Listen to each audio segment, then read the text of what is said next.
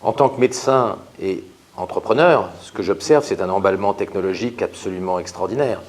La Silicon Valley veut nous rendre immortels, elle veut développer des technologies pour modifier nos chromosomes, pour modifier notre cerveau. On voit bien que derrière l'intelligence artificielle et la robotique, il y a en réalité une révolution technologique beaucoup plus large qui sape les fondements de notre civilisation judéo-chrétienne. Dans une société de la science, dans une société de la connaissance, dans une société de la donnée, ce qui fonde le pouvoir aujourd'hui, c'est l'intelligence et la maîtrise de l'intelligence artificielle. C'est la raison pour laquelle, à l'échelle collective, le pouvoir est en train de passer des hommes politiques vers les géants du numérique. Les GAFA américains, Google, Apple, Facebook, Amazon, et puis les BATX chinois, Baidu, Alibaba, Tencent et Xiaomi. Et à l'échelle individuelle, ce qui nous donne le pouvoir, c'est l'intelligence.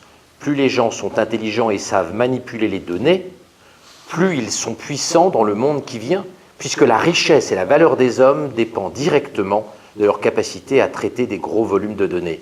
Donc oui, dans la société de la connaissance dans laquelle nous nous enfonçons, les géants du numérique et les gens intelligents sont en train de prendre tout le pouvoir économique, mais aussi le pouvoir politique. Ce qui pose des problèmes énormes. Nous risquons de rentrer dans une société dans laquelle une aristocratie de l'intelligence capterait tout le pouvoir et où des inégalités énormes se créeraient entre les gens les plus doués et les gens moins doués. D'abord, le sens de l'effort. C'est ce qu'il faut inculquer en premier aux jeunes générations. Nous sommes en train de nous faire écrabouiller. L'Europe est en déclin, le pouvoir est en train de passer sur les bords du Pacifique. Les géants du numérique chinois et américains sont en train de prendre le pouvoir que les Européens perdent. Il faut apprendre à nos enfants à travailler pour résister à la colonisation numérique qui est en cours, à notre vassalisation économique et technologique. Donc l'effort est essentiel. Si nos enfants ne travaillent pas plus que notre génération a bossé, nous deviendrons une colonie de la Californie et de la Chine.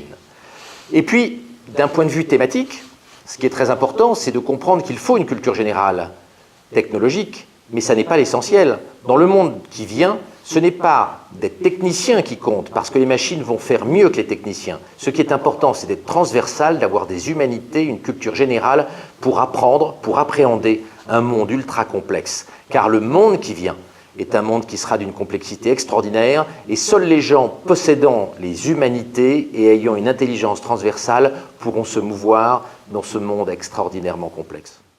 Le chiffre le plus important pour moi, qui montrera la révolution géopolitique, économique, politique en cours.